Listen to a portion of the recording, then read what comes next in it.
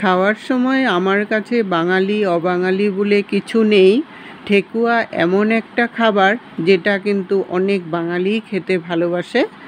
স্বাদ ভুলে খেতে ইচ্ছে করলে বিহারি রিলেটিভ না থাকলে তো নিজেকেই বানাতে হবে।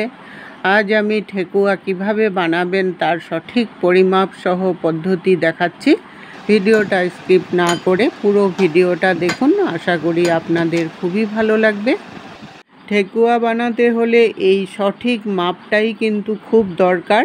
সঠিক মাপ নিয়ে যদি ঠেকুয়াগুলো বানান তাহলে ঠেকুয়াগুলো হবে ক্রিস্পি আর থাকবেও কিন্তু অনেক দিন। আমি বাটি মেপেই সব নেব।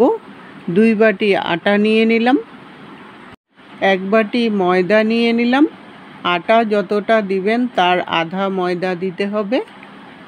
আর 1.5 বাটি সুজি নিয়ে নিলাম। ময়দা যতটা দিবেন তার থেকে সুজিটা কিন্তু একটু বেশি দিবেন, তাহলেই ক্রিস্পি হবে। আমি 2 বাটি আটা আন্দাজে রেসিপিটাকে বানাচ্ছি। আপনারা যদি বেশি করে বানান তাহলে আটার পরিমাণ বাকি সব পরিমাণ বাড়িয়ে দেবেন। স্বাদ অনুসারে নুন দিয়ে দিলাম। মিষ্টি জিনিসে একটু নুন দেবেন, মিষ্টির স্বাদটাকে কিন্তু দ্বিগুণ বাড়িয়ে দেয়। 1/2 বাটির থেকে একটু বেশি চিনি দিয়ে দিলাম। মিষ্টিটা আপনাদের টেস্ট অনুসারে দিবেন, তবে ঠেকুয়া কিন্তু একটু কম মিষ্টি ভালো লাগে। আর 1 বাটি ড্রাই নারকেল কোড়া দিয়ে দিলাম। এটা শুকনো নারকেল, মিক্সিতে গুঁড়ো করে নিয়েছি। এখন সব কিছু উপকরণ আগে ভালো করে মেখে নেব, কারণ শুকনো নারকেলে কিন্তু অনেকটাই তেল থাকে, তাই ওইভাবে করেই তেলটাকে দিতে হবে। আর চিনির দানাটা যদি একটু বড় বড় থাকে তাহলে ভাজার পর সুন্দর এটার উপরে একটা গ্লেজ দিবে চিনির দানাগুলোর, দেখতেও কিন্তু খুব ভালো লাগবে। মেখে নিয়ে তারপর এটার মধ্যে আমি 3 চামচের মতো রিফাইন্ড অয়েল দিয়ে দিলাম। আপনারা ইচ্ছা করলে ঘি দিয়েও এটাকে বানাতে পারেন। আর গুঁড়ো করা ভাজা মৌরি দিয়ে দিলাম, ফ্লেভারটা তাহলে খুব সুন্দর হবে। মৌরিটা কিন্তু আধা গুঁড়ো করে দিবেন, পুরো পাউডার করবেন না। একটু দানা দানা থাকলে মুখে কামড়ে পড়লে খেতে কিন্তু খুব ভালো লাগে। 1.5 চামচ দিয়ে দিলাম। আর 1/2 চামচ বেকিং সোডা দিয়ে দিলাম, তাহলে ঠেকুয়াগুলো কিন্তু খুব খাস্তা হবে। এখন সব কিছু উপকরণ খুব ভালো করে মেখে নিতে হবে। এই মাখাটাই কিন্তু খুব সুন্দর করে করবেন, তাহলেই কিন্তু খাস্তা হবে। আপনারা ইচ্ছা করলে এই সময় মাখার মধ্যে বাদাম ভেজে বা কাজু ভেজে গুঁড়ো করেও দিতে পারেন, তাহলে খেতে কিন্তু আরও ভালো লাগবে। আমি সিম্পলভাবে কিভাবে সুস্বাদু একটা ঠেকুয়া হয় তারই পদ্ধতি দেখাচ্ছি। মাখতে মাখতে আটা মাখাটা যখন একটা চাকা হয়ে গেছে তখনই বুঝবেন যে ময়ামটা সুন্দর হয়েছে। এখন রুম টেম্পারেচারে জল দিয়ে অল্প অল্প করে জল দেব আর মাখতে থাকবো।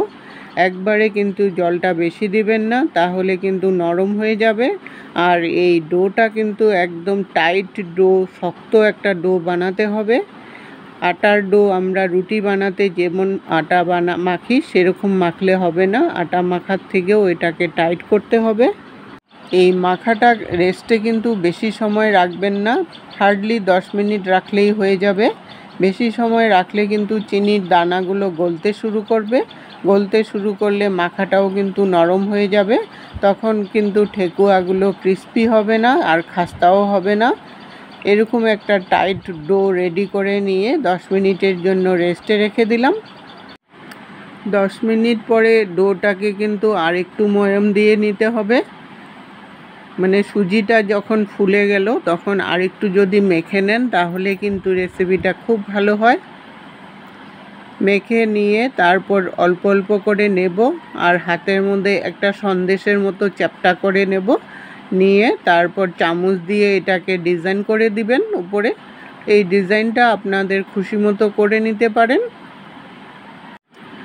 আমি পাতার ডিজাইন যেমন হয় সেরকম একটা করে নিলাম। তারপর একটা প্লেটে রেখে দিবেন।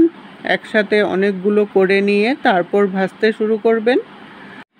এইভাবে করে যদি ঠেকুয়া বানিয়ে খাওয়ান না, কেউ বুঝতেই পারবে না এটা বাঙালিরা বানিয়েছে না বিহারিরা বানিয়েছে। আপনাদের যদি এইভাবে বানাতে অসুবিধা হয় তাহলে নারকেলের যে সাজগুলো থাকে ওই সাঁচের মধ্যে বসিয়েও কিন্তু ঠেকুয়াগুলো বানাতে পারেন, তাহলেও কিন্তু খুব সুন্দর হয়। দুই রকম পদ্ধতিতেই আপনাদেরকে দেখালাম ঠেকুয়া বানানোর পদ্ধতি, যেটা আপনাদের ইজি লাগে সেইভাবেই বানিয়ে নেবেন। সামনেই কিন্তু ছট পূজা আসছে। ছট পূজাতে আপনাদের আশেপাশে যদি অবাঙালি থেকে থাকে তাহলে এইভাবে করে বানিয়ে একবার খাইয়ে দিতে পারেন। সবগুলো এইভাবে করে বানিয়ে রেডি করে নিয়ে তারপর কড়াইতে তেল দিয়ে দিলাম। তেলটা কিন্তু একটু বেশি করে দিতে হবে। আর এটা কিন্তু ভাজার মধ্যেও এটার প্রসেস আছে। তেলটা অল্প গরম হওয়ার পরই কিন্তু দিয়ে দিবেন। দেওয়ার পর একদম লো ফ্লেমে রেখে এটাকে ভাজতে হবে। হাই হিটে দিয়ে একদমই ভাজবেন না, তাহলে উপরটা পুড়ে যাবে আর ভিতরটা কিন্তু একদমই কাঁচা থাকবে। তাই লো ফ্লেমে রেখে এটাকে ধৈর্য ধরে ভাজতে হবে, তাহলেই কিন্তু ভিতরটা খাস্তা হবে আর উপরটাও ক্রিস্পি হবে। 2-3 মিনিট হয়ে যাওয়ার পর একদিকটা উল্টিয়ে দিলাম। উল্টিয়ে তারপর ওই পিঠটাও কিন্তু আবার 2-3 মিনিটের মতো ভাজতে হবে। ভেজে তারপর উল্টিয়ে পাল্টিয়ে হালকা ব্রাউন কালার যতক্ষণ না হয়ে যায়, একটা লাল লাল ভাব ধরে যায়, ততক্ষণ পর্যন্ত এটাকে ভাজতে হবে। আর এটা কিন্তু ভীষণ ধৈর্য ধরে ভাজতে হবে টাইম নিয়ে, তাহলেই কিন্তু খেতে একদম পারফেক্ট হবে। ভাজতে ভাজতে যখন দেখবেন লাল হয়ে গেছে আর উপরটা একদম শক্ত শক্ত ভাব চলে আসছে, তখনই বুঝবেন যে ভাজাগুলো একদম কমপ্লিট হয়ে গেছে। নামিয়ে নিলাম। এইভাবে করে বাকিগুলোও ভেজে নামিয়ে নিতে হবে। সবগুলো ঠেকুয়া ভেজে নামিয়ে নিয়েছি। দেখুন আওয়াজেই বোঝা যাচ্ছে কতটা ক্রিস্পি হয়েছে। একদম শক্ত হয়েছে উপরটা আর একদম খাস্তাও হয়েছে। আমি একটা ভেঙে দেখাচ্ছি কতটা ক্রিস্পি হয়েছে। রেসিপিটা যদি আপনাদের ভালো লেগে থাকে লাইক দিয়ে সবার সাথে শেয়ার করে দিবেন, যাতে সবাই খুব সহজেই ঘরের ঠেকুয়া বানিয়ে খেতে পারে। এতক্ষণ সঙ্গে থাকার জন্য আপনাদেরকে অসংখ্য ধন্যবাদ বন্ধুরা। আবার দেখা হবে নতুন রেসিপির সাথে। সুস্থ থাকুন, ভালো থাকুন।